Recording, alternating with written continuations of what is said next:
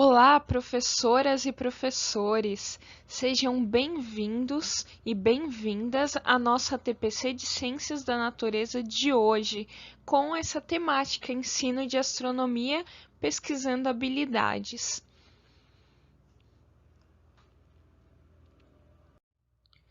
Então, a nossa pauta é essa daqui. Primeiro traremos a devolutiva dos formulários de avaliação da última TPC do dia 1º do 10.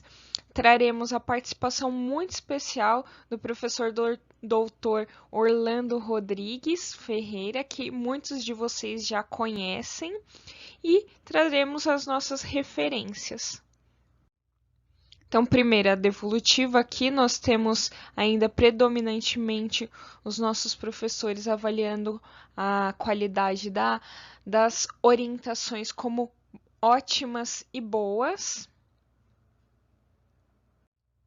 E agora nós vamos de participação especial, gente. Vamos lá.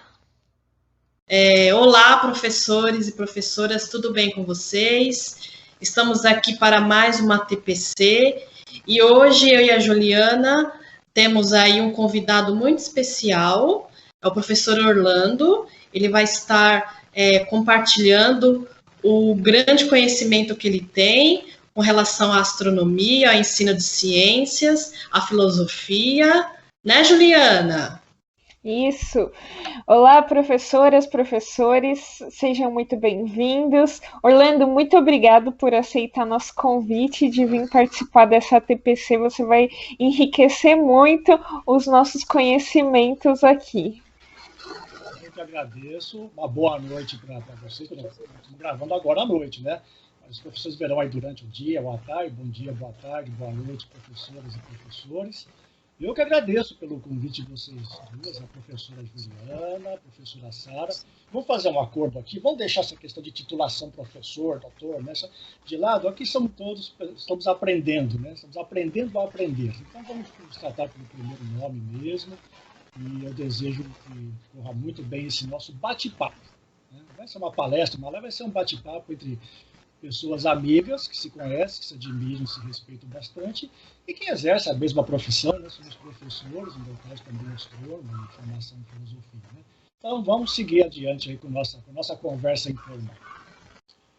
Bem, pessoal, a questão que eu costumo trabalhar, né, que é a questão da astronomia. Eu trabalho com astronomia já há muitos anos, não vou colocar quanto tempo faz, mas faz bastante tempo, né?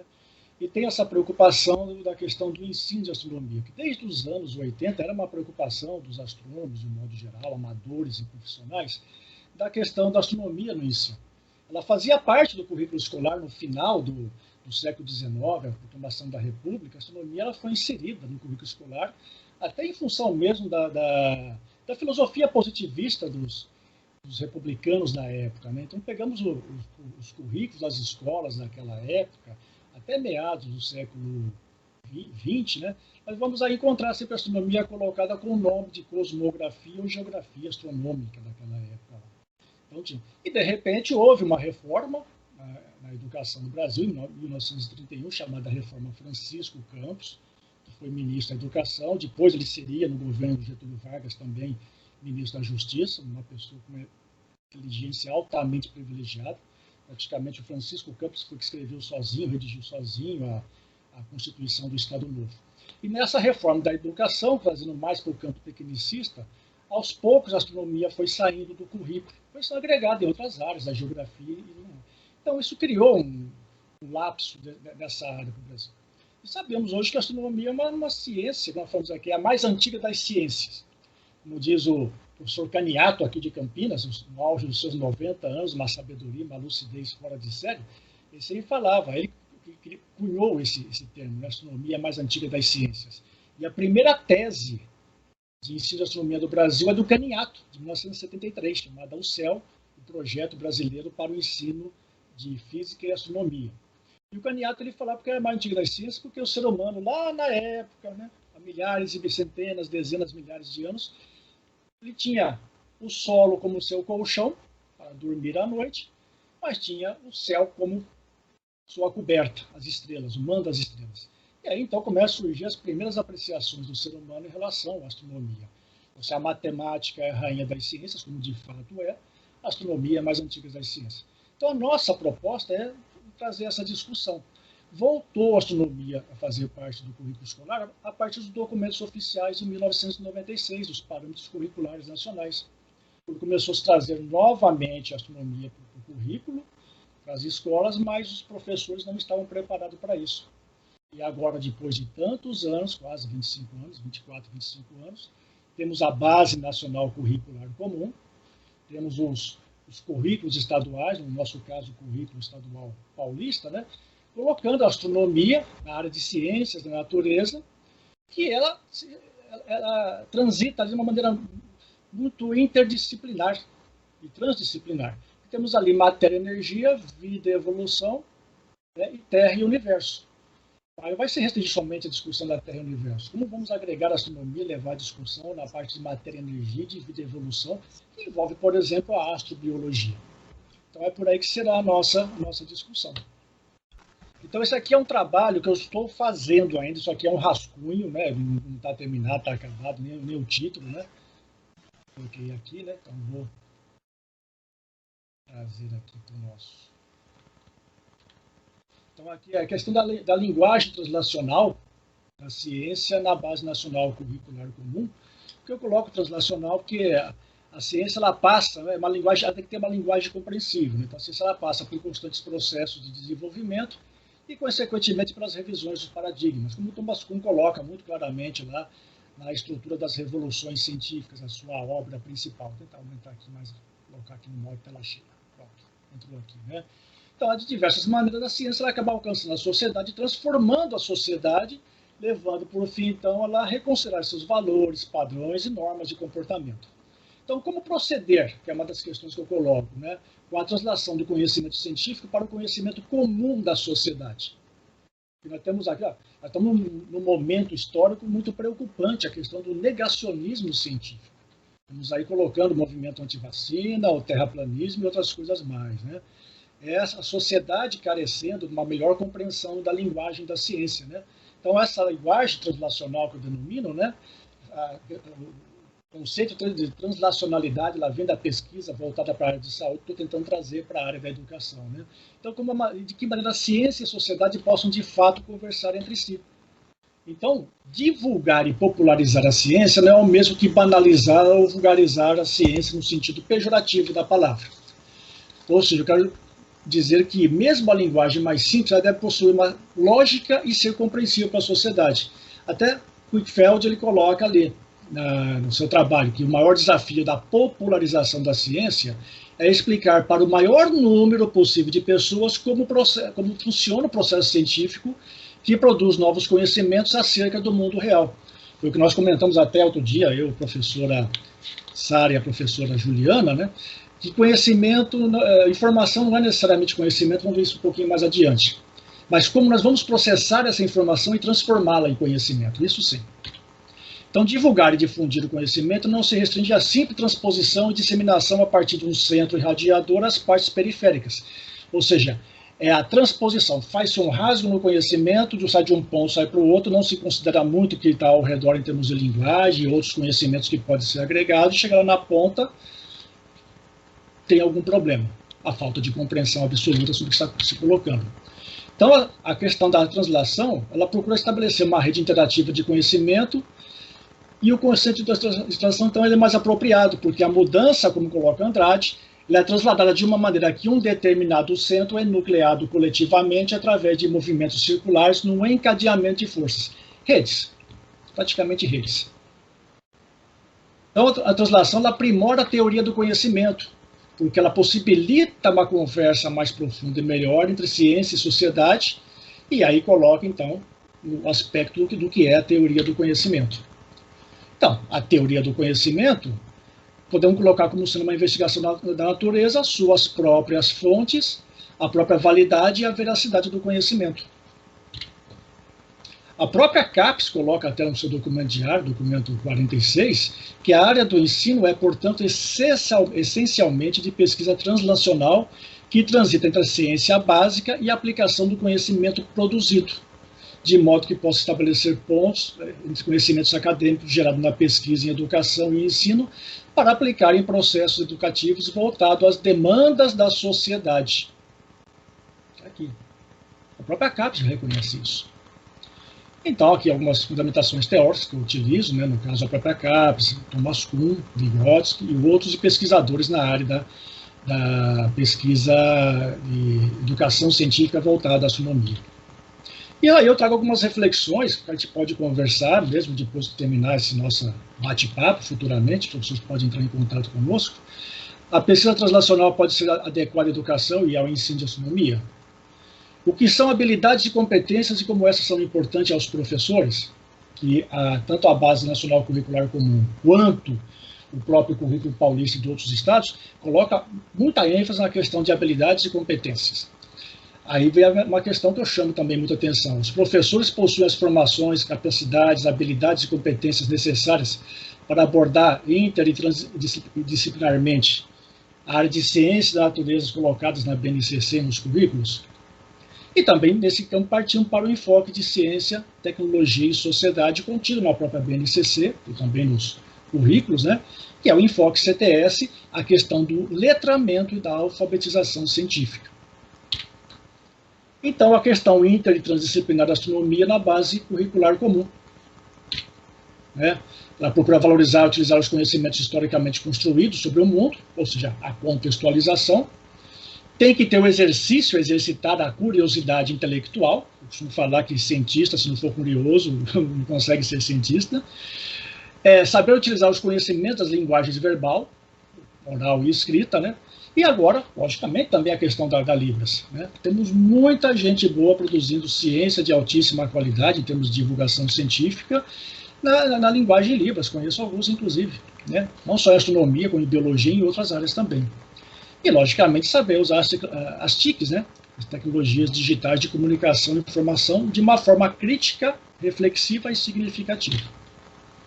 Então, valorizar a diversidade de saberes e vivências culturais. Então, essa é a questão da culturalidade, da apropriação cultural adequada, tem que ser levada em consideração. Argumentar com bases e fatos, dados e informações confiáveis. Recentemente tivemos a divulgação em 14 de setembro, a provável descoberta de fosfina em Vênus, que pode levar a induzir que pode ter alguma forma de vida básica, microbiana, mas isso aí sai de uma tal maneira do controle do âmbito da ciência que a gente vê na internet as coisas mais, dizemos assim, estapafúrdias, e criando informações que não são confiáveis, né? Colocada muito em ponto de vista e decisões de pessoas que não têm esse embasamento, e isso aí acaba proliferando mais, né? Criando-se inclusive fake news, né? A pessoa deve se conhecer, se apreciar com autocrítica e trabalhar em grupo, né? E exercitar a empatia, o diálogo, a resolução de conflitos, a cooperação, né? E agir pessoal e coletivamente. Então, como colocado em ciência da natureza, dividida em 3 áreas: matéria, energia, vida, evolução, terra e universo, só que não são estanques, todas se integram interdisciplinarmente e translacionalmente e transdisciplinarmente, porque ela interpreta epistemologicamente o resultado do conhecimento humano por excelência. Então, aí vem novamente a contextualização histórica, social e cultural. E aí acaba, então, estabelecendo competências específicas. No caso aqui, trabalhei com ensino fundamental. E vai chegar num certo momento, o ideal de ciência no âmbito do conhecimento pode se tornar um estado da arte. Pode ser levado e deve ser levado ao estado da arte. Aí eu pergunto, competências e habilidades ou habilidades e competências? Né? E muitas vezes as pessoas têm habilidades, mas não possuem a competência necessária para desenvolver, apresentar ou discorrer essas habilidades. Então, eu procuro sempre trabalhar as habilidades e competências, não competências e habilidades. As habilidades vêm primeiro. Todas as pessoas possuem habilidade em alguma coisa. E nesse ponto que vem, então, essa questão da competência. Está colocando aqui, a competência é um conjunto, né, que vai envolver as habilidades no sentido da técnica, a capacidade e de saber como. Nesse momento aqui, vamos buscar o conhecimento, aí que eu falo, a informação sozinha não é o conhecimento, mas a informação, quando devidamente filtrada, considerada, saber o que e saber o porquê das coisas, nesse conjunto, interpretada, digerindo a informação, transformando o pensamento crítico, reflexivo, gera-se o conhecimento. E nesse aspecto vai partir para as atitudes, do querer fazer, da identidade, da determinação. Então, competência é esse conjunto, esse triângulo aqui, esse tripé. Se faltar um desses aqui, a competência não pode ser desenvolvida. Então, são preocupações que nós temos que colocar como professores na sala de aula. Primeiro, nós temos que possuir isso aqui, vendo as habilidades dos alunos, o seu grau de informação que eles possuem como conhecimento, vão transformar em conhecimento, e as atitudes que eles terão perante a sociedade e o mundo, gerando nesses estudantes, então, nesses alunos, as suas competências. Então, a astronomia na BNCC, entende-se também no currículo paulista, porque praticamente o currículo paulista é uma compilação da BNCC, muito bem feita por sinal, tanto a BNCC também 12 milhões de participações, quanto o currículo paulista. Então, interdisciplinarmente, os enfoques e abordagens astronômicas interagem com as demais áreas do conhecimento. E transdisciplinarmente transcende, porque esses enfoques e abordagens, através das suas unidades temáticas, porque elas não parecem isoladas, elas se integram entre si, a integração entre si. Então, desenvolver competências no decorrer dos 9 anos lá do ensino fundamental, a astronomia, para compreender as ciências da natureza como um empreendimento humano. Então, é necessário conhecer o aspecto humano da ciência, desde a sua formação, desde o seu surgimento, o pensamento da Grécia clássica, os primeiros filósofos lá, começando com Tales de Mileto, né? Trouxe a questão do pensamento racional, saindo da concepção do mito para interpretar a natureza, vindo para a questão do racional, da interpretação da natureza, para colocar isso como um embrião da ciência, né? Compreender conceitos fundamentais e estruturas explicativas da ciência, da natureza, isso aí objetivando construir então uma sociedade mais justa, democrática e inclusiva, analisar e compreender e explicar características, fenômenos e processos relativos ao mundo natural. Esses são dados que estão, informações que estão lá na BNCC, né? Construir argumentos, então tem que ter uma grande capacidade de construção de argumentos. E quem vai ajudar, a disciplina que vai ajudar muito na construção de argumentos, entender o que é argumentos, trabalhar a lógica em cima disso aí, é a filosofia. Filosofia, particularmente no caso envolvendo a ciência, a filosofia da ciência, a história da ciência. Como se dá o processo da construção do conhecimento científico. Então, conhecer, apreciar, acordar-se de si e agir pessoalmente, coletivamente, são dados que estão lá na BNCC. Nesse momento é que vem a preocupação, né? O problema da formação, capacitação e habilidades e competência dos professores, nós professores, inclusive eu. Então, coloco a questão, né? Os professores possuem as formações, capacitações e habilidades e competências necessárias aos enfoques e abordagens inter e transdisciplinar na área de ciências da natureza, estabelecida tanto na BNCC quanto no currículo paulista, né? Segundo alguns dados aí que nós temos no Anuário Brasileiro de Educação Básica, existem deficiências, né? Principalmente na área do ensino público. Então, 37,8% dos docentes do ensino fundamental e 29% do ensino médio não possuem titulações específicas para as disciplinas que ministram, segundo o Cruz e colaboradores. Vocês terem uma ideia, ó, um percentual altíssimo, né? O professor não está preparado para ministrar aquela disciplina porque não possui a titulação específica. Eventualmente possui o conhecimento sim, mas a titulação para trabalhar isso aí talvez seja algo a se pensar bastante. E muitos pesquisadores então se empenham nessa questão de estudos e pesquisa, educação científica e astronômica e demonstram por seus trabalhos o problema da qualificação dos professores, como já conhecido Lang, Linardi, o Bretones, o Gonzaga e Volsky, e o Vilaça, e também muito pessoal muito legal também, conheço muito bem essa turma aí. E nesse momento que é importante, então, a formação continuada dos professores, a primeira formação básica do professor, já na universidade, na sua licenciatura, e depois a questão da formação continuada, sempre, então, está se oferecendo ao professor, os órgãos públicos, os municipais, os estaduais, programas de formação continuada. A gente tiver a grata oportunidade de ministrar um curso para a formação continuada de professores aí na região na diretoria de ensino da região de Mauá, né? Então, oferecer cursos de astronomia voltado para os professores, mas que tenham bases humanísticas, históricas, filosóficas, ou seja, não somente apresentar os conteúdos de astronomia para atender o que se coloca na base, ou lá também no currículo paulista, mas tem que ter uma profundidade, uma contextualização com base humanística, histórica, filosófica, reflexiva e assim por diante. Então, o curso para professores não deve primar somente pelo conteúdo, deve proporcionar mudanças das ações e da prática docente de cada professor. Ou seja, o professor vai se tornando protagonista da construção do seu próprio conhecimento. E ele vai instigar isso no seu estudante, no seu aluno. Algumas conclusões, né? Que transmitir o conhecimento não deve ser uma simples transposição, transferência ou transmissão, porque há que se considerar que os agentes da reflexão, do pensamento crítico e da participação numa rede interativa. Então, o conceito de translação que eu procuro colocar, estou tentando ainda trazer isso para a área da educação, ele é mais adequado porque a mudança é trasladada coletivamente no encadeamento de forças.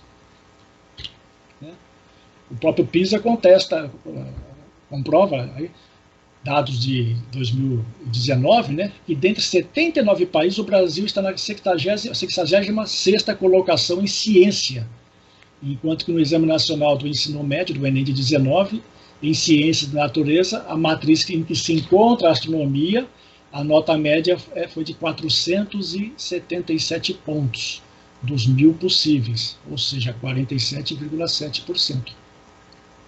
Né? Muitos pesquisadores em educação científica constatam, já cheguei a fazer trabalhos nessa área também, que a expressiva parcela dos docentes possuem concepções equivocadas e firmadas com base no senso comum sobre astronomia. E também tem o problema da questão do livro didático, que possui muitos erros conceituais e interpretações equivocadas. Então, o problema não é somente dos estudantes, não. Somos de nós, professores, que temos que sempre estar nos qualificando. Então, é o que eu chamo de a praxis científica educacional permite trasladar o conhecimento científico para o conhecimento comum da sociedade, através de cursos, palestras e atividades e espaços de ensino não formais, né?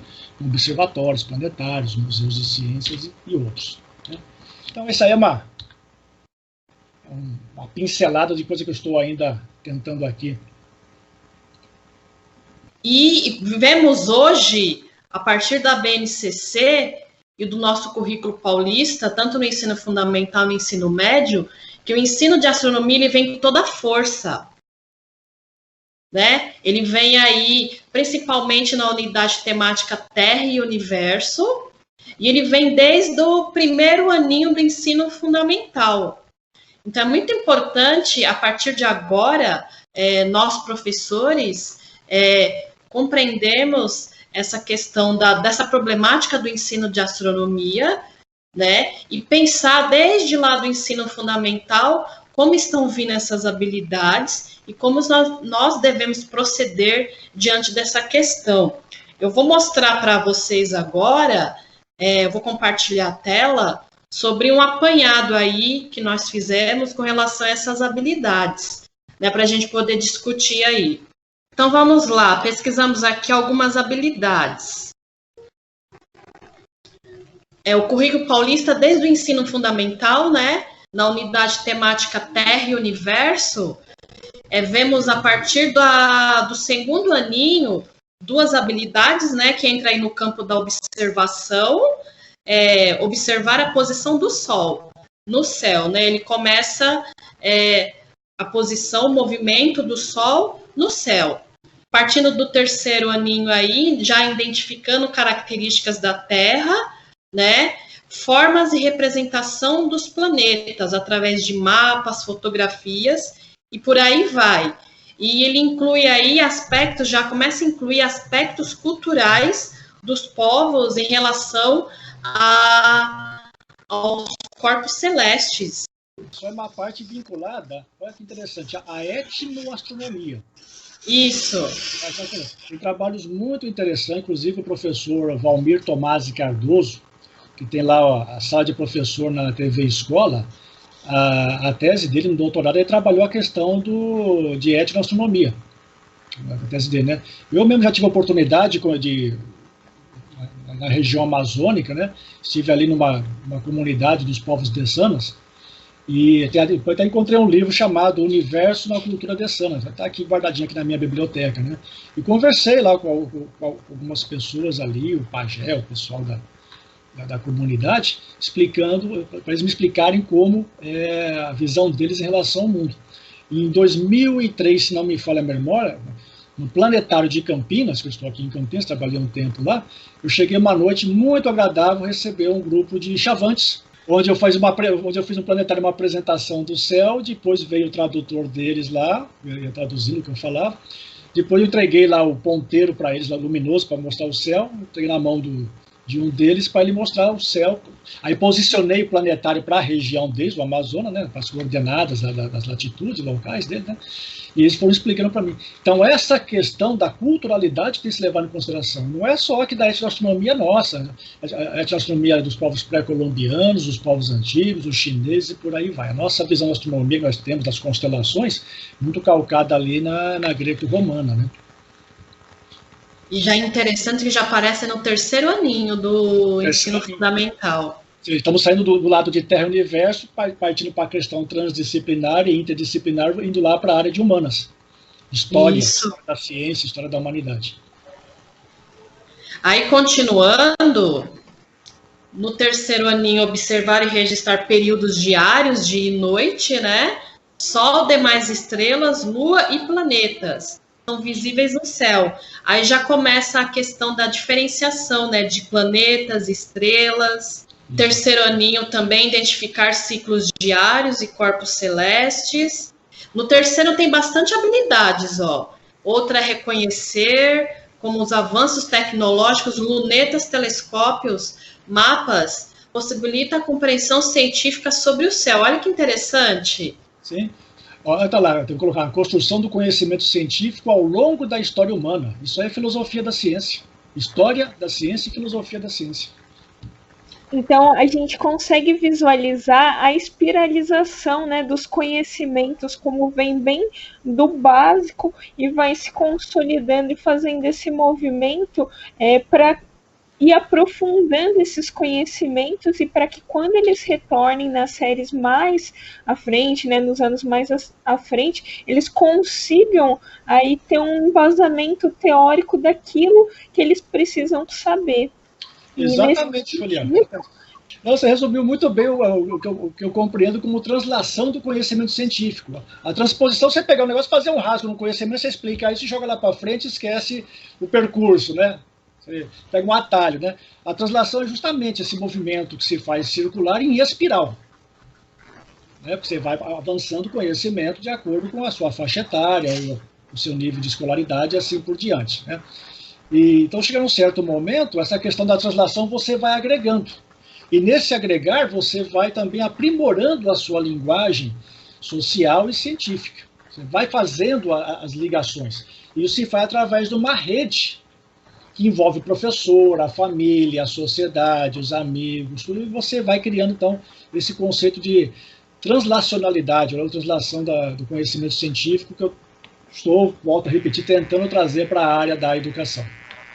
Aí já entramos no quarto aninho, que já vem a parte de explicar a relação entre movimentos observáveis do sistema Sol, Terra e Lua, e associá-los a períodos regulares, marcação do tempo e da vida. Aí já entra na parte do movimento do Sol, né, Terra e Lua, com relação ao calendário.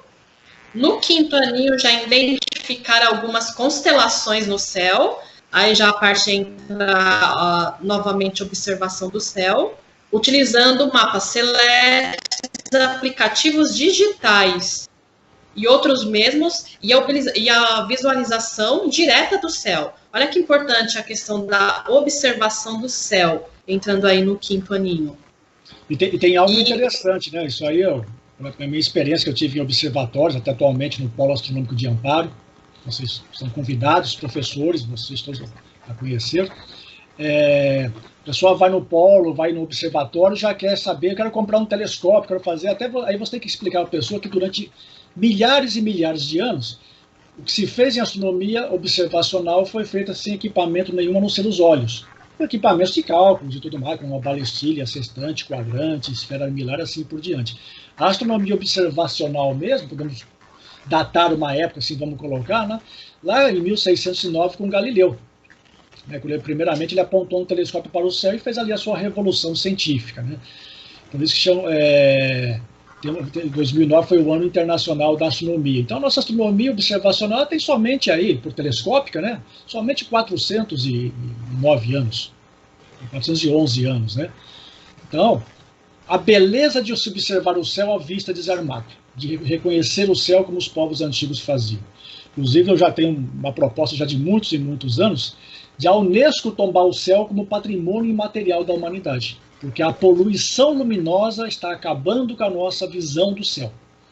O estudo indica que 90% dos americanos jamais viram a Via Láctea, a vista desarmada, por causa da poluição luminosa. Mas isso aí é uma questão para outra ocasião, falar sobre poluição luminosa, esse aspecto, o quanto prejudica a astronomia. E aqui ele enfatiza que mais para frente nós vamos observar que eles colocam utilizar aplicativos digitais e não só se basear nesses aplicativos digitais, mas também voltar exercer a curiosidade dos nossos olhos, partindo sem instrumento nenhum, né? Porque hoje nós estamos numa era tecnológica que nós temos anseio aí por aprender mais dispositivos, mas nós precisamos também, não seria tipo voltar a desconectar um pouco e utilizar os nossos sentidos para fazer essas observações, né? Como você falou, voltar antigamente, 400 anos de astronomia observacional. Eu tenho minha carga, todos os professores têm as suas bugigangas, então você pode muito bem explicar movimentos da Terra, um desses movimentos da precessão, por exemplo, usando um peão de brinquedo. Começa a perder sua velocidade e vai tendo um movimento que é equivalente aqui, nós comparamos ao movimento de precessão da Terra. Isso aqui é não sei se vocês estão conseguindo ver, isso aqui comprei numa loja de material de móveis usado, só que é para fazer novelo, vou lá novelo de lã, coloco o novelo aqui, vai passando, eu coloco um elástico aqui, você vai explicando alguns movimentos da Terra. Então, para fazer muita coisa, aprender a fazer um relógio de sol com garrafa PET, assim por diante. Então, dá para fazer muita coisa, despertando a curiosidade. Se não for curioso, como eu disse, não consegue ser cientista.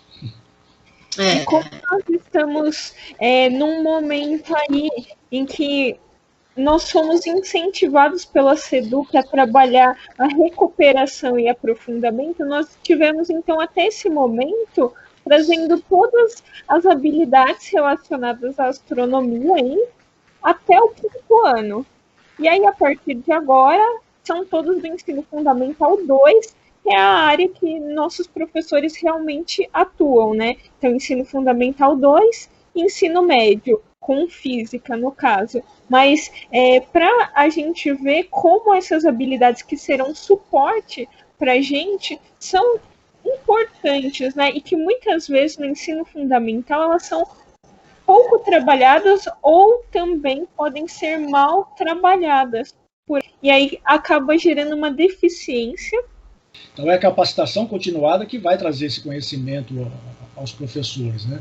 Então, antes trabalhamos com os estudantes, vamos trabalhar os professores, vamos fazer cursos, vamos aproveitar muitos espaços de ensino não formal, museus planetários, trazer profissionais para conversar. Como vocês falaram aí de uma pessoa que eu admiro muito realmente, que é o Canalha, o professor João Canalha, da UERJ, né, Universidade Estadual do Rio de Janeiro, que criou essa fabulosa Olimpíada de Astronomia. Então, até aqui, ó, a luneta feita aqui, um tubo de PVC e lente de óculos, que o canal ensina isso aqui lá na sua apostila de astronomia, que tem várias coisas lá, a pessoa pode baixar em PDF, vocês vão encontrar um material fabuloso lá na apostila do canal de astronomia para poder aplicar em sala de aula, né? Então, muitas vezes não precisa estar colocando ali um aplicativo para apontar para o céu, indicar quais as estrelas, não. Ensina a criança, o estudante, mesmo o adulto, a fazer um mapa celeste, desenhar as constelações, saber localizar, e começa com a vista desarmada. O principal equipamento para se fazer astronomia observacional, nós já nascemos com eles, são os olhos. Com certeza. Com certeza mesmo.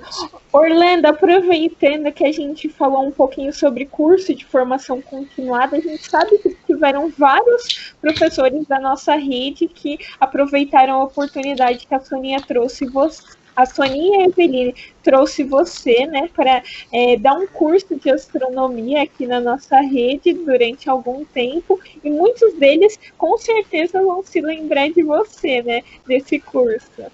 Eu guardo esse pessoal com grande carinho. Nós temos um grupo no WhatsApp lá, que eu costumo chamar de Astroprof, né, são os astroprofessores, que depois também ministrei esse curso em Amparo, né. E agradeço muito a professora Eveline, a Sônia Cabral, a nossa Soninha, né?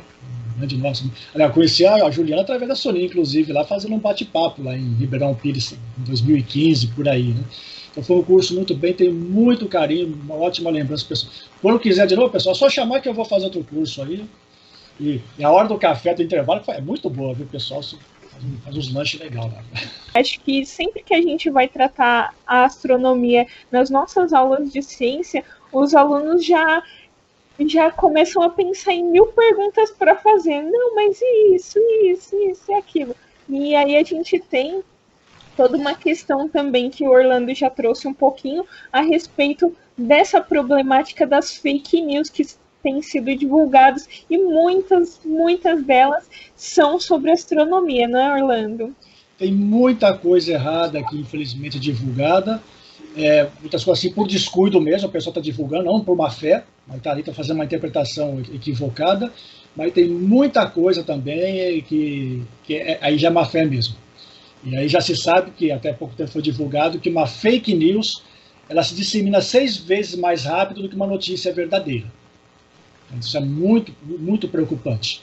E é normal, isso aí eu via com estudantes, com pessoas que iam nos observatórios que eu frequentava, trabalhei, vinha com uma informação de se aprendeu isso, aí eu vi na internet. E eu costumo falar, a internet, ela necessariamente não é uma fonte de conhecimento, ela é uma fonte de informação, aí você tem que saber tirar a informação adequada disso. Como você irá processar essa informação é que você vai transformar em conhecimento. É muito essa preocupação.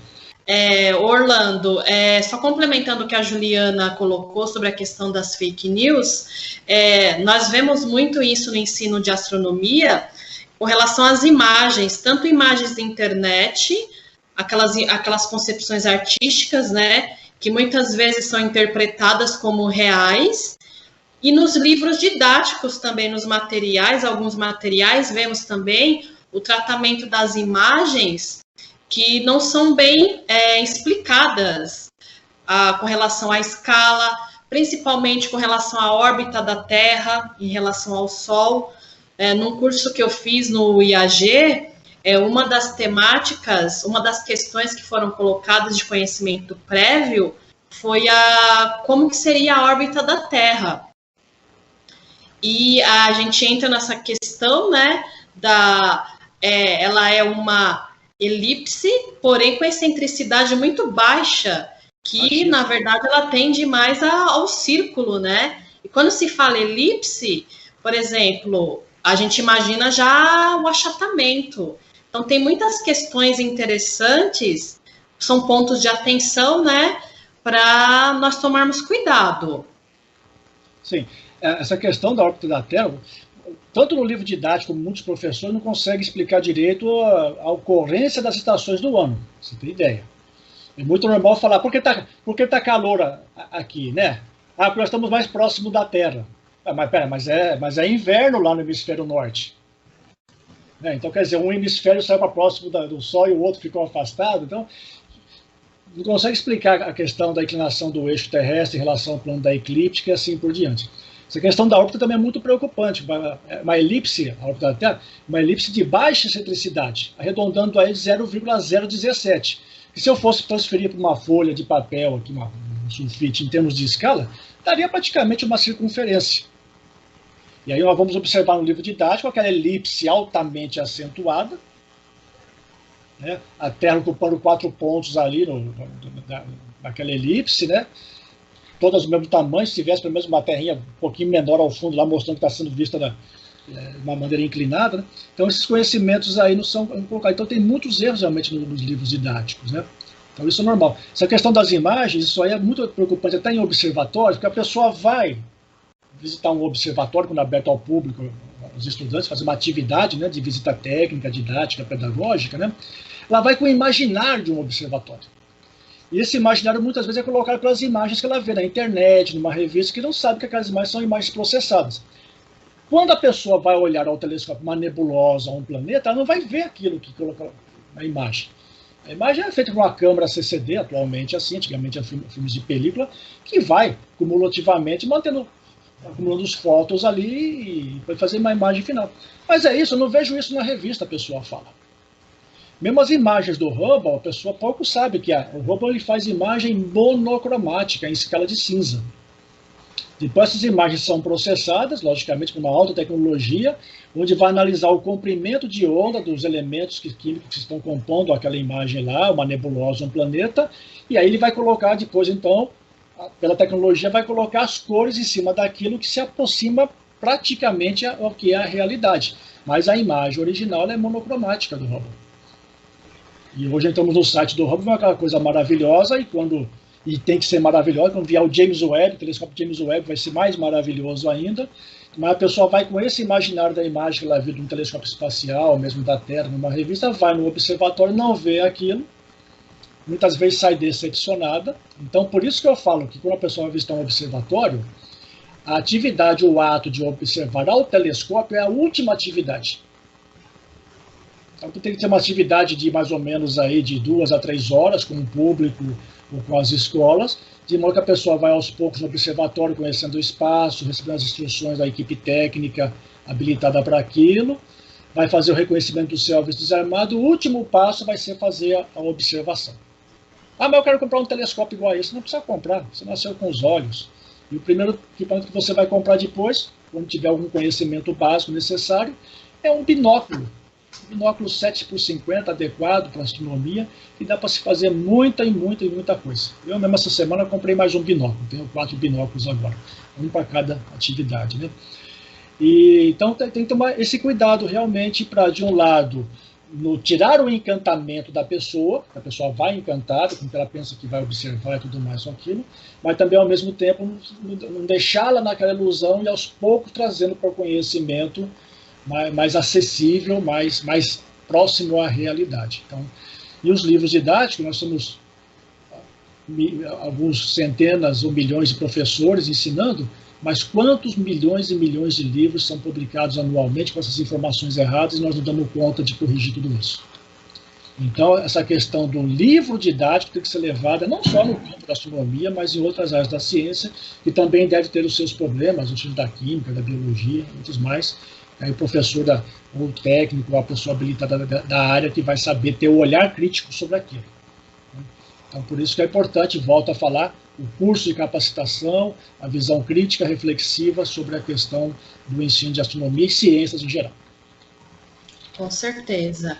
E aproveitando isso, nós vamos deixar no link dos comentários, pessoal, uma série de materiais envolvendo o ensino de astronomia. Nós paramos no 5º aninho, agora vamos para o 6º ano.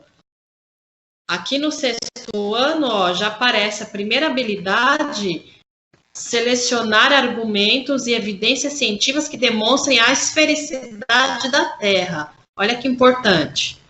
Argumentos. Já no 6º ano. E depois reconhecer e explicar os movimentos de rotação e translação da Terra. E a inclinação do seu eixo. Isso, aí vai trabalhar a questão de movimentos da Terra. Isso. Ela tem N movimentos em função do referencial que se utiliza. E a rotação e translação é o mais conhecido desses dois movimentos. Mas tem outro, variação, distância félica, periélica, precessão, nutação. Isso. Aí, continuando, no 7º ano, dentro do tema Terra e Universo, ele está relacionado mais com as mudanças climáticas, com a parte de fenômenos térmicos. Aí, pulamos aqui para o 8º ano, né? Que temos aí a habilidade já de construir modelos em diferentes meios, incluindo aí ferramentas digitais, com base na observação da Lua no céu. E explicar as fases da Lua. Aí já entra aí a questão das fases da Lua, né? Movimento Terra e Lua. Sim, sim. É porque as pessoas pensam assim, só tem 4 fases. Não, a fase da Lua, na verdade, ela é um instante. Que a Lua está ali revolucionando a Terra, se deslocando ali em torno de 1,2 km por segundo. Aí chega num certo momento, faz aquela fase que é justamente que se faz uma quadratura, uma conjunção ali, sistema Sol, Terra, Lua. Né? Então é um momento. Então a Terra tem N fases também, e essas 4 principais é que mais conhecidas pelo senso comum. E todo o mistério envolvido, né, que as pessoas criam lendas a respeito do lado escuro da Lua, né, Orlando? Tem até filme com essa temática. Porque o pessoal pensa que a Lua é o seguinte, se olharmos para a Lua hoje, amanhã, depois de um ano, a gente vai ver sempre o mesmo lado da Lua. A Lua mostra para nós aqui, que estamos aqui na Terra observando, em média, no máximo, 59% da sua área, né? Isso porque o movimento de rotação da Lua que ela tem, ela é quase no mesmo tempo que ela demora para fazer a sua revolução em torno da Terra. Então, o casamento desses 2 movimentos quase no mesmo tempo faz com que ela mostre sempre a mesma face para nós. Né? Isso aí é ocasionado por uma chamada ressonância órbita-rotação. Da Lua, né? Então as pessoas pensam que o outro lado da Lua, que é o lado oculto da Lua, que nós não conseguimos observar aqui da Terra, mas sondas já foram desde os anos 60, já fotografaram o lado oculto da Lua. A China, o ano passado, esse ano não me lembro direito, já colocou sonda no lado oculto da Lua, que é o lado que é oculto a nossa visão aqui da Terra, mas ele recebe a luz do Sol, normalmente tudo, né? As pessoas não têm muito essa noção. Então, a Lua é um objeto extremamente interessante para se trabalhar, e até porque vai voltar a ser o centro das atenções, já é o centro das atenções, que a previsão é que em 2024 se retome as missões espaciais para a Lua, com o projeto Artemis, quando a primeira mulher vai pousar na Lua, vai caminhar na Lua, né? Vai pousar. Então muita coisa vai acontecer, e a Lua vai ser a plataforma para futuros odisseias humanas, principalmente para Marte a partir de 2030. Né? Então tem muita coisa para se trabalhar ainda em relação à Lua. Né? Então, dá para se fazer bastante coisa. Inclusive, agora essa filme, não sei se vocês já assistiram, chamado Estrelas do Amanhã, que fala um pouco do movimento feminino dentro das descobertas científicas e dentro da astronomia propriamente dita. É um filme que eu dou a dica aí para quem quiser assistir. É um filme maravilhoso e que é, inclusive, legal para indicar para os estudantes, né? Sim. Essa questão da mulher na ciência, se me falha, é 11 de fevereiro, que é o Dia Internacional das Mulheres e Meninas na Ciência, isso tem que ser colocado de uma maneira mais consistente. O quanto as mulheres participaram para o desenvolvimento científico. Faça uma enquete aí com seus estudantes, me fale o nome de uma cientista. Uma mulher cientista. Eles vão ficar pensando, fala o nome de um homem cientista. Vamos pegar Einstein, Newton, um monte de coisa lá falar. Então tem que se destacar muito a questão da participação da mulher no mundo inteiro, particularmente no Brasil, aqui na construção da ciência nacional e internacional, do pensamento científico, mas isso tem que ser levado muito em consideração. Então vamos lá, olha uma habilidade interessante para se trabalhar o texto Joãozinho da Maré. Descrever e representar os movimentos de rotação e translação da Terra e analisar o papel da inclinação do eixo de rotação e sua relação com a órbita e a ocorrência das estações do ano. Com a utilização de modelos tridimensionais. Nesse momento, dá para se construir muita coisa, fazer... mas ficar fazendo oficininha com bolinha de isopor, isso resolve muito. Fazer o planetário artesanal, ensinar as crianças a fazerem planetário artesanal. No ano passado eu tive um aluno de TCC, da pós-graduação de ensino de astronomia da Cruzeiro do Sul, do campus virtual do Cruzeiro do Sul. O TCC dele foi justamente da construção de um planetário artesanal. Ele conseguiu muito, ele não só ajudou as crianças a construírem, como desenvolveu isso aí, como a aplicação na sala de aula. Porque sabemos, por mais que tenhamos aí uma sociedade altamente tecnológica desenvolvida, muito da nossa sociedade, nas cidades menos abastadas, na periferia, não tem acesso às tecnologias, mas tem acesso ao céu, tem acesso ao conhecimento, aos materiais recicláveis que pode utilizar para fazer esses equipamentos que vão trazer o conhecimento astronômico. Indo para o 9º ano, já aparece o céu de novo, Orlando. Identificar e relacionar diferentes leituras do céu e explicações sobre a origem da Terra, Sol e do Sistema Solar. Aí já tem ampliação aí para o sistema solar, começando no 9º ano. As distintas culturas, entra aí de novo a cultura na astronomia, né? Agricultura, caça, mito, muito interessante, aí a ponte com a filosofia, né? Orientação espacial e temporal, entre outras. Essa questão do mito é muito importante, até lembro o meu TCC de filosofia, quando eu fiz a minha graduação em filosofia, foi justamente a passagem do mito à ciência. Eu nem tenho mais, deve estar perdido em algum lugar por aí, preciso reescrever esse trabalho, já tem, digamos assim, muito tempo, né? E, então, essa questão o mito como sendo uma primeira concepção de ciência, porque, na verdade, o mito é uma maneira de se tentar interpretar a natureza. De uma forma lúdica, era a relação do homem com a natureza, da humanidade com a natureza, e, de repente, do mito parte-se para a razão. A partir começa lá com os pré-socráticos, com Tales de Mileto, depois vem Anaximandro, aí passa por Aristóteles, vem Platão, Sócrates, né? Sócrates, Platão, Aristóteles, né? As pessoas que trouxeram essa racionalidade para a compreensão do mundo. Então, essa questão de estudar o mito leva para a questão lá da história da ciência e filosofia da ciência, no caso nosso, particularmente relacionado à astronomia, né? A questão da agricultura, da caça e da orientação espacial e temporal, realmente, como coloca aí. E por último, no 9º ano, pesquisar e selecionar argumentos novamente sobre a viabilidade da sobrevivência humana fora da Terra, com base nas condições necessárias à vida, nas características dos planetas, nas distâncias e o tempo envolvido nas viagens interplanetárias e interestelares. Olha, isso aí vai diretamente para o campo da astrobiologia. Isso. Temos hoje até, fiz alguns comentários essas 2 semanas para a Rádio Difusora de Ouro Fino, onde eu faço comentários educacionais e científicos, né? Fez comentários tratando sobre a questão de Vênus, que foi colocada a descoberta de fosfina, provável descoberta de fosfina em Vênus. E partir para o campo da astrobiologia. Até o dia 27 de setembro, tinham 4.349 exoplanetas descobertos e confirmados. O que são exoplanetas? São planetas que estão além do sistema solar. Então, a nossa concepção de planeta, a nossa definição de planeta é para o sistema solar. Fora o sistema solar, em outras estrelas, são exoplanetas.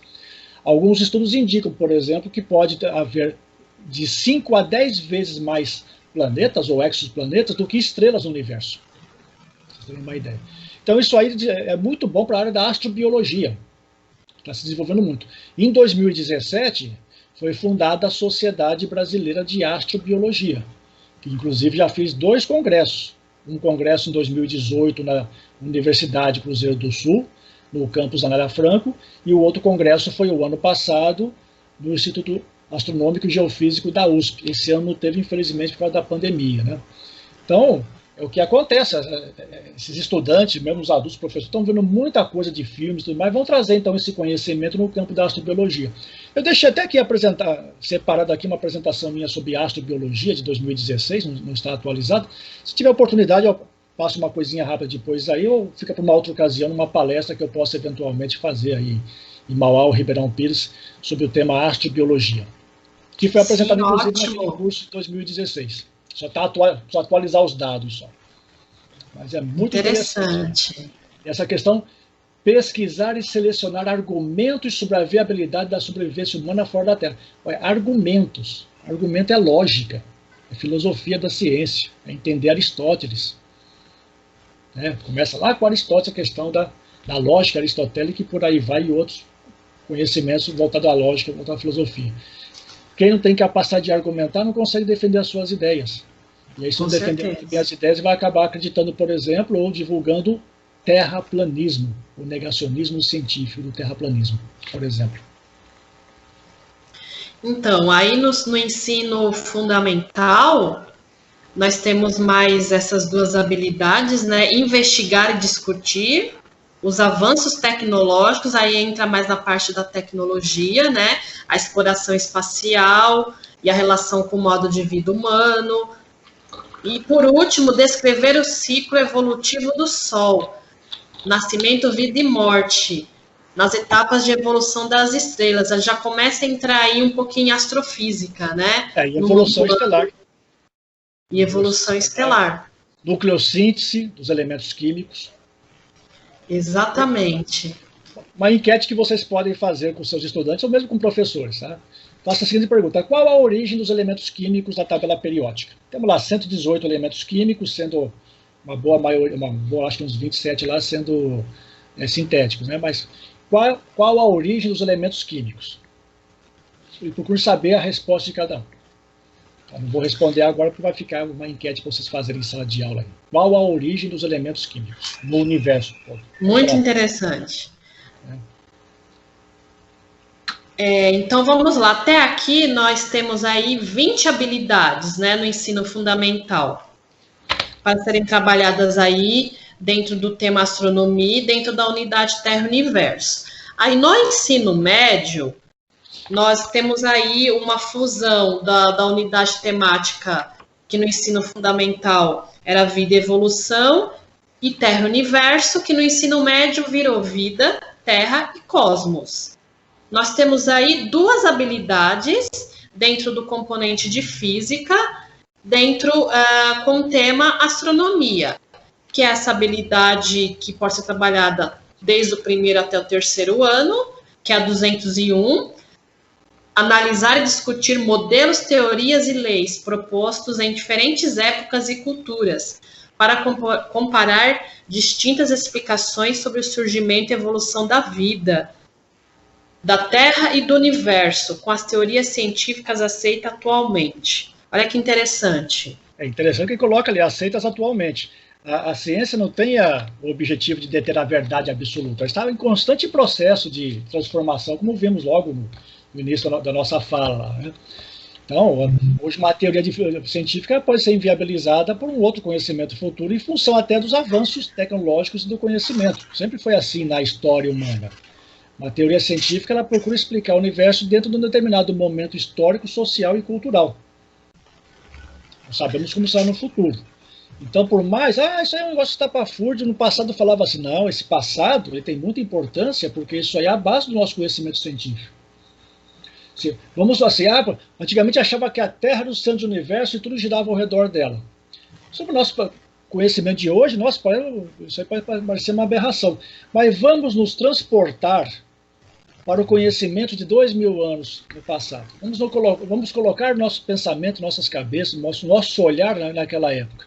Estamos num planeta onde temos a impressão que o céu está se movimentando. A impressão que se dá realmente que a Terra está o centro do universo. Agora, para sair desse contexto e chegar até onde nós conhecemos, e essa questão da Terra como centro do universo tem a ver ali com a teoria ptolomaica, tem a ver com Aristóteles, começa com Platão também, prevaleceu aí por centenas de anos, até a Revolução Copernicana. É mesmo a Revolução Copernicana, ele tirou só a Terra do centro do universo conhecido, vamos falar universo conhecido, da época, né? E colocou o Sol no sistema solar. Mas manteve, por exemplo, as órbitas circulares dos planetas. Era o pensamento na época que o círculo era a forma perfeita e, segundo Aristóteles, tinha que permanecer assim. Até depois de chegar a Revolução de Galileu e outras também, né? Então temos que respeitar o conhecimento antigo. Voltando aí, eu costumo falar, o famigerado terraplanismo, ele parte desse princípio, que além da Terra ser plana, ela está tudo parado e o Sol que está girando em torno da Terra, segundo algumas correntes, né? Então aí já contra todos os princípios do conhecimento aceito atualmente, né? E procura, é o que eu chamo não de pseudociência, nem sei uma pseudociência, mas é uma fake science, uma falsa ciência, porque procura muitas vezes usar argumentos científicos para explicar alguma coisa totalmente anticientífica. Até tem um livro aqui que eu mostrei para você semana passada, recomendo a leitura desse livro aqui, chama-se Ciência Picareta, de Ben Goldacre, aqui ó, Ciência Picareta, leia esse livro aqui. Ciência Picareta, que muitas vezes acontece justamente isso, as pseudociências estão se valendo de argumentos científicos válidos para poder se justificar, e as pessoas que não têm a capacidade de argumentação, de desenvolver, ou se deixam influenciar muito por fake news, acabam acreditando. Vale para o movimento antivacina e por aí vai, né?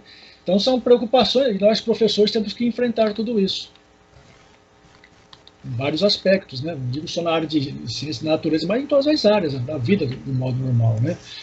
Aí que eu falo, discutir modelos, teorias, tudo isso é formado através de um conhecimento que, mesmo que não seja válido, porque ele perdeu a validade no decorrer da história, ele é a base do nosso conhecimento atual, porque mostra como se desenvolveu o conhecimento, a transformação e desenvolvimento dos argumentos a partir da construção lógica do pensamento. Exatamente. Por isso é necessário filosofia, sociologia na sala de aula, se integrando com a astronomia, com a física, com a química, com a matemática e por aí vai. Né? Tem filosofia da matemática, tem a filosofia da astronomia, área mesmo, como área de estudo. Né? Então, e vemos aqui, vida, terra e cosmos. De repente, tudo isso aí está se juntando interdisciplinarmente e transdisciplinarmente também com outras disciplinas. Analisar e aí vai partir para a evolução estelar. Até inclusive isso aí está no livro Uma Breve História do Tempo do Stephen Hawking. Né? A nossa visão de universo ela é uma visão antrópica. Então, é mais ou menos o seguinte sentido: o universo só é do jeito que ele é porque nós estamos aqui para observá-lo e interpretá-lo à nossa maneira. Porque se não existíssemos, ele seria de maneira totalmente diferente. Ou seja, a visão que nós lançamos do universo é a visão antrópica, a visão do ser humano. Por isso que se sente o centro do universo, o centro de tudo, porque é a única visão que eu tenho. Não encontramos outras civilizações com outras visões de mundo, de universo e por aí vai. Então, chama-se princípio antrópico do universo. Então, o nosso conceito de vida também parte desse sentido. Também mais uma enquete. Lance a seguinte questão para professores e alunos, para qualquer pessoa, inclusive. Eu faço muito isso para mim também, né? A seguinte pergunta: o que é vida? O que é vida? Vocês vão chegar a uma conclusão, eu também cheguei a essa conclusão provisória, né? Que não existe uma definição absoluta para a vida. O que é vida? Pode ser o sentido religioso, sentido sociedade, estilo de vida, pode ser o sentido biológico, reprodução da vida, e por aí vai. Mas, de fato, o que é vida? Né? Coloca essa questão para os estudantes. Escrevam, deixa o livre pensamento. Veja, vocês vão encontrar definições pessoais muito interessantes e que dá um bom estudo, por sinal, inclusive, as nossas próprias definições. Então, essa nossa visão antrópica do universo, ela vai mudando com o tempo porque ela é sócio-histórica cultural.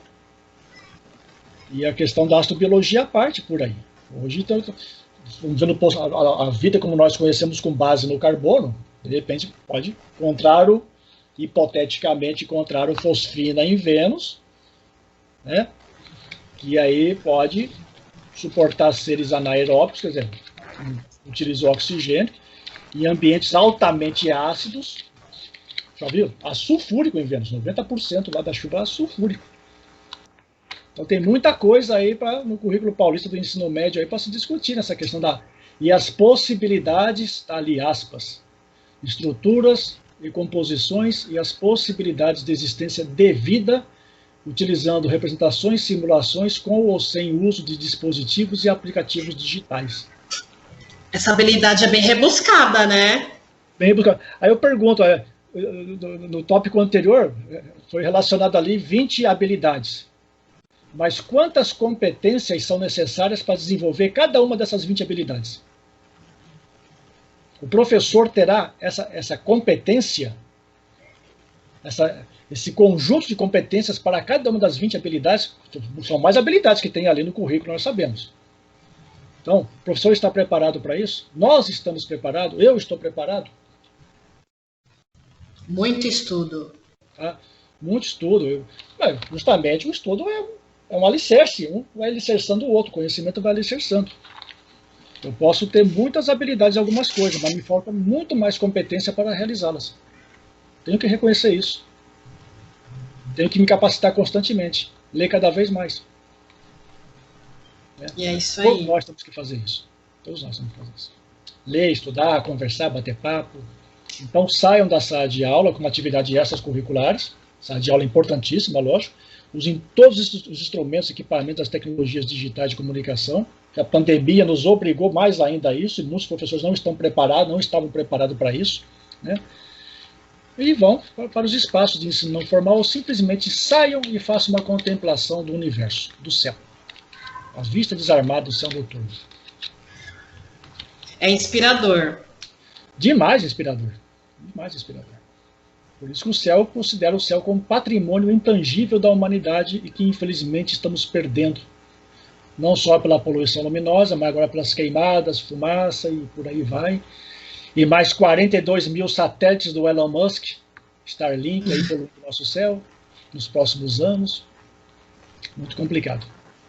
E tem, falando nisso, Orlando, tem 2 projetos que nós podemos colocar também, que são um projeto de Portugal, que é um projeto que ele é um chamamento de estudantes, tipo aquelas competições, uma é chamado Dark Sky Rangers, né? Os estudantes têm que observar o céu e analisar essas questões, essas problemáticas, né? Eles vão enviando dados para um site sobre a situação do céu noturno em diferentes regiões do mundo. É muito interessante esse projeto. Nós vamos colocar ele aqui também, porque é uma inspiração também. É como se fosse um challenge.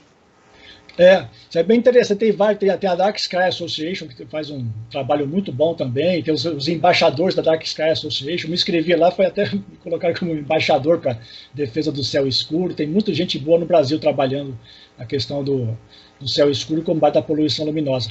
Mas vejo o contrassenso em outro aspecto. Eu vi um artigo, material essa semana, uma pesquisadora ela fez um levantamento da questão do recolhimento da relação à pandemia, observando, a partir do céu,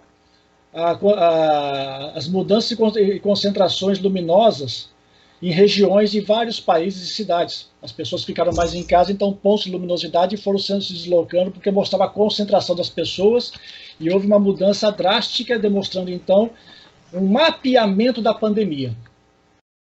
O lado, se é que pode haver um lado bom da poluição luminosa, ajudou, em outro aspecto, está ajudando a fazer um mapeamento da pandemia em função do comportamento das pessoas no seu isolamento social.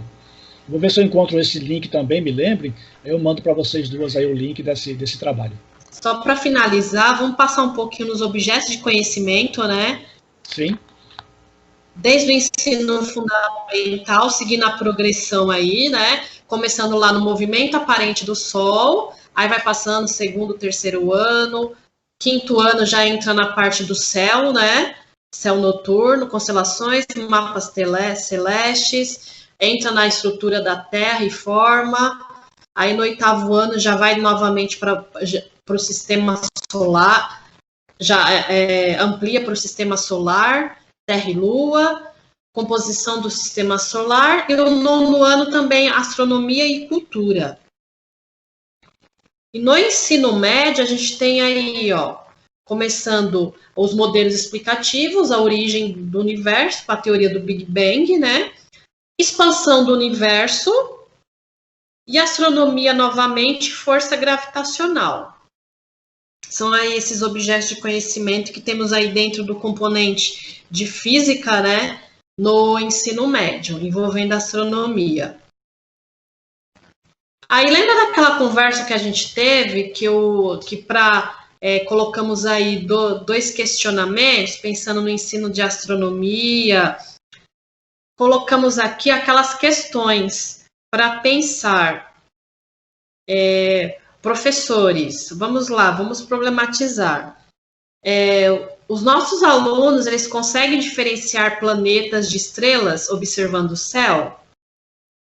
Os alunos conseguem localizar as constelações do Cruzeiro do Sul e Órion no céu? Até ter o seu movimento de rotação, 24 horas, não. Aquilo lá chama-se dia sideral médio. Que seria um preciosismo enorme da natureza fazer a Terra ter uma rotação exata de 24 horas. A rotação, que é o movimento sideral do planeta, se dá em 23 horas, 56 minutos, né?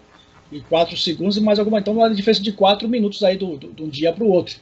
Vai fazer uma certa hora no seu movimento de translação, a revolução da Terra em torno do Sol, que vai chegar um momento que uma constelação que eu observava, por exemplo, no céu, no alto do céu, né? No zênite, no horário, à meia-noite, por esse retrocesso de 4 em 4 minutos, aquela constelação estará no céu, no zênite, no alto, não à meia-noite, sim ao meio-dia.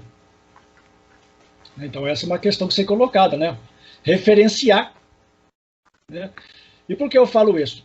Vamos pegar a astronomia da bandeira brasileira. Vamos pegar a parte aí do patriotismo, as coisas boas do nosso país, temos que valorizar muito isso. A bandeira brasileira tem uma lei federal que estabelece todos os critérios da bandeira brasileira para fazer e tudo mais. E cada vez que tem um estado, alguma mudança na bandeira, como houve na Constituição de 88, tem que ser consultado um astrônomo para poder fazer a carta celeste para determinar as constelações e as estrelas específicas ali. E a bandeira brasileira, ela mostra o céu do Rio de Janeiro, do dia 15 de novembro de 1889, da proclamação da República, às 8 horas da manhã, não da noite. Então, se vocês forem olhar o Rio de Janeiro, mesmo aqui na nossa região de São Paulo, Mauá, Campinas, o céu do dia 15 de novembro, 8 horas da noite, vocês não vão achar o Cruzeiro do Sul. Agora, se for 8 horas da manhã tivesse um eclipse total do Sol, aparecesse lá o céu estrelado, vocês iam ver o Cruzeiro do Sul. E detalhe, mostra um céu como se fosse um céu espelhado. Como se o observador estivesse para fora da esfera celeste, estivesse observando da esfera celeste em direção à Terra.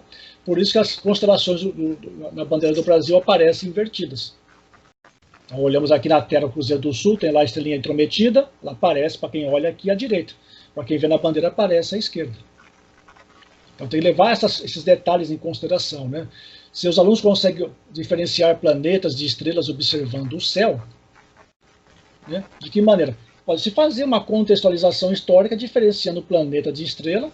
Planeta, na origem clássica da palavra, em grego significa astro errante, porque na antiguidade, observando o céu com a esfera das estrelas fixas, mas está tudo se movimentando, aparentemente o céu não. Aqui, dentro de uma vida, dá a impressão que uma estrela é fixa em relação à outra, todas estão se movimentando, mas a gente não consegue, em função da distância, ver muito essa variação de movimentos. Então, parece fixas umas em relação às outras.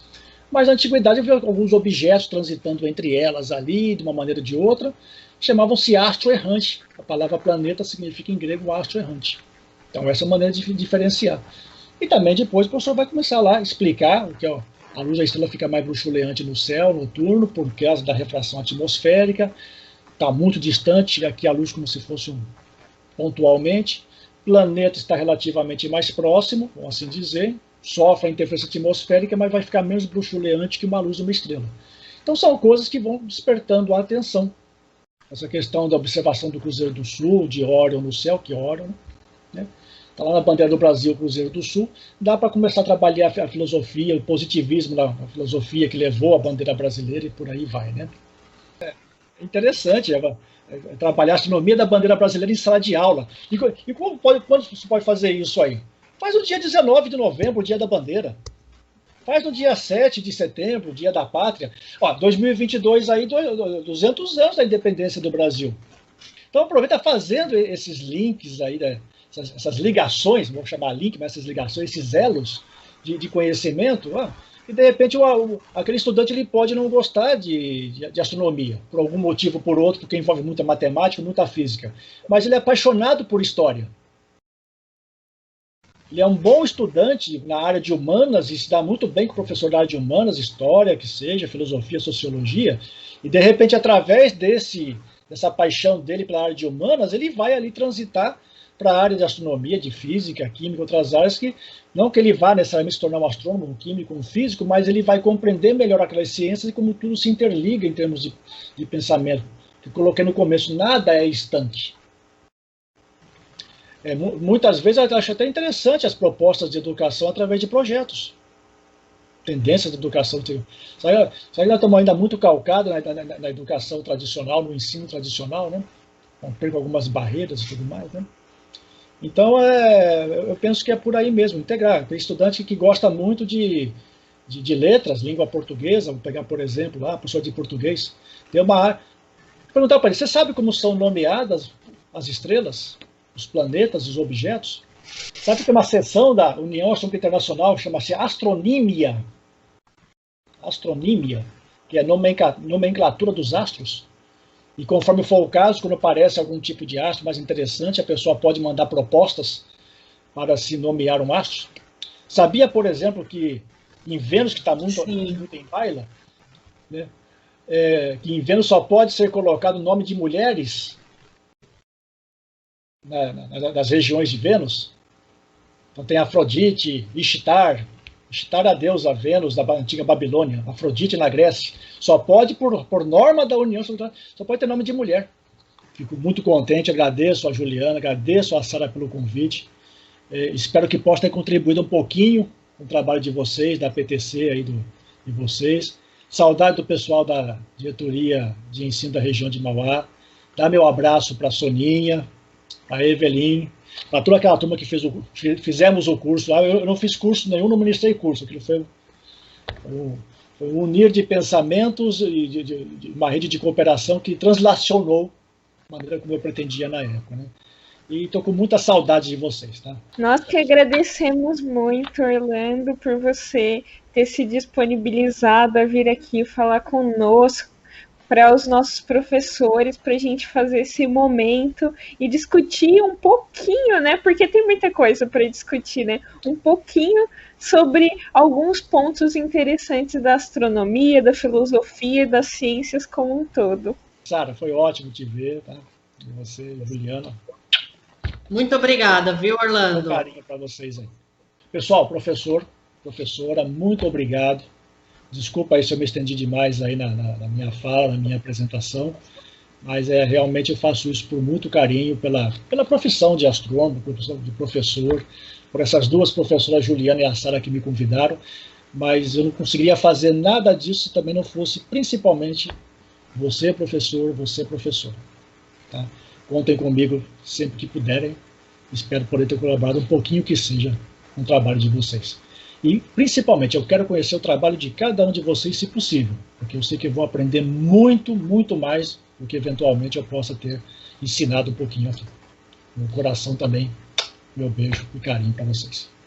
Aqui, então, estão as nossas referências de hoje.